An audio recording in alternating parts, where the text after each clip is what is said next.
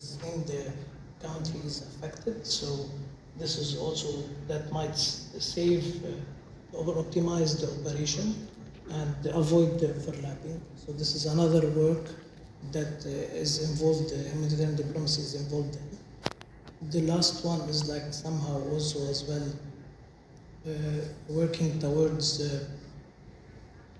having more and more engagement towards localization, whereas the local actors know more and more about the community and how the engagement should be with them based on a certain assessment, certain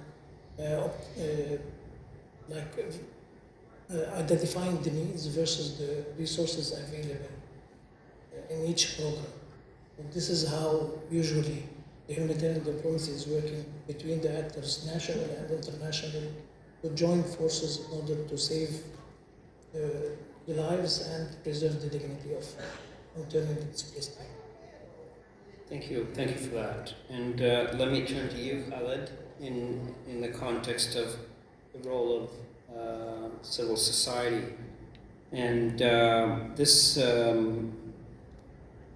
has been also something that has been discussed and worked through in the context of the action agenda.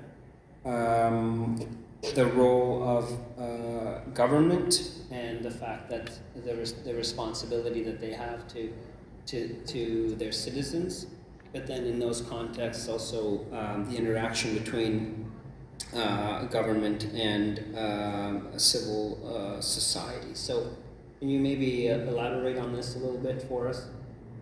Sure. First, thank you very much for the question. A pleasure to be with all of you here once again in Dihad. You mentioned a lot of figures in your introduction, Federico, and Muaz mentioned also a lot of figures, and so did Eli. I would like to elaborate a little bit on the figures and take that as an entry point to speak about actors. You wanted me to highlight the role of civil society, governments, and local administrations. We are now talking about 122 million people who are forcibly displaced. This is a very large figure. That's more than 1% of all people on Earth, the world population. That's 1 in every 76 people, which is massive. This means let's imagine this room as a random sample, we definitely have somebody here who is forcibly displaced in this room. However, the figure itself is not really the problem. If we disaggregate this figure, if we divide it, if we go a little bit more deeper into the demographics of the figure, mentioned the situation of displaced women. We're talking about at least 53%, 54% of all displaced people who are women. They have their own needs and all. If we speak geographically, 54% of this total come from the member states of the Organization of Islamic Cooperation, Muslim countries. This is a very disproportionate share of the problem. Muslim countries represent the population, represent about 25% of the world population, but account for 54% of displacement worldwide. If you sit with Muslim or Islamic bankers, and I speak a lot in events related to Islamic finance, and I tell them, guys, if I hear you, I become more and more perplexed. When you speak about Muslim economy, we are talking now about 3.2 trillion. That's the size of the Islamic economy. Expecting it to reach $6 trillion in 2 to 3 years. Translate that into reality. You're still talking about Syria, Somalia, Lebanon, Libya, Sudan, Yemen. All those are Muslim countries. All those are members of the OIC. So what is going wrong? What is happening? We have the highest share of displacement in the world. We have at the same time booming economies. One side of the equation says that we are doing very well financially, and on the other hand, we have misery that is unprecedented in this part of the world. Sudan, we are talking about 1 in every 8 people who is now displaced. Syria, 1 in 2. So 50% of the Syrian population have been displaced between internally, inside Syria, and as refugees outside Syria. This comes with a lot of challenges, and I will come into the roles now. If we are talking duration, how long do people stay in displacement? And this is a figure that keeps increasing because it's an average. A few years back, we were saying 17 years in average. As we speak now, we are talking about 25 years average displacement. That's the size of the problem. That's a generation. And we have been talking about no lost generation. I think we have lost actually a lot of generations, to be honest.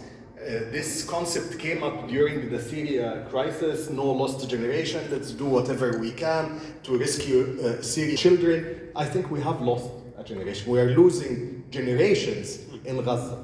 We are losing a lot of generations in several parts of Africa. I have a big problem with these slogans. The same applies to leaving no one behind. I think we are leaving a lot of people behind. We are leaving countries behind. When we speak about the SDGs, in the previous session I was telling them, what kind of SDGs are we talking about in a place like Gaza when the country is demolished? What kind of complementarity between humanitarian and development nexus? This is theory. In reality, you have a whole country that is demolished, generations that are being destroyed. What kind of hope are we talking about? Now, the roles and responsibilities. Again, in this part of the world, which has the lion's share of problems, we have solutions that have been tried and tested for hundreds of years, 1,400 years. We have a zakat system that can respond to all the humanitarian needs in the world at least 9 times. How much money do we need for humanitarian response worldwide?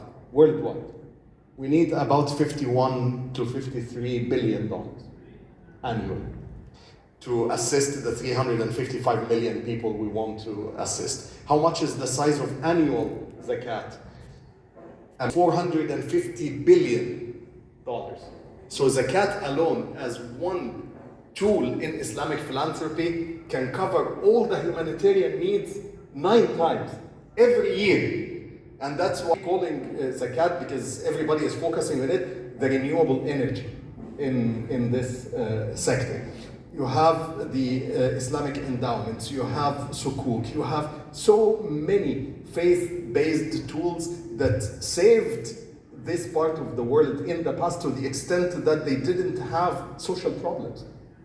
At the time of Umar ibn Abdul Aziz, zakat alone as a tool covered all the humanitarian needs, all the development needs, and they didn't know what to do with the money. So they started to assist the youth who wanted to get married. Civil society can do a lot in that, especially in terms of internal displacement when we are talking about unfunctioning governance. I do not want to use the term fragile states because this was looked upon down in the first session. We are talking about unfunctioning countries. We have the largest share actually of unfunctioning countries per region in the world, in the Muslim world. We have the largest number of failed states in the Islamic world as well. And we have also tremendous wealth. Governments, and I probably will conclude with that, they have the overall responsibility, whether we are talking about internally displaced or not. Internally displaced people are part of the community. So they should be taken care of as everybody else. And I think from that perspective, it should be easier to work with internally displaced people than refugees, because they're natives of the same country. They should be bankable, they should be credited, be able to have access to the health sector, they should be covered by the statistics, they should be covered by vaccinations, by everything. Unlike refugees in certain countries where their certificates are not recognized, sometimes they speak a different language, the legal framework stops them from accessing banking services, they cannot get credits or from banks. So I think we are also a bit soft on governments when it comes to their responsibility vis-a-vis internally displaced people. After all, those are citizens of the same country who should be served, and the government in that location has the overall responsibility to protect and the overall responsibility to assist as well. Thank you. That's you've really put a lot out there for thought. And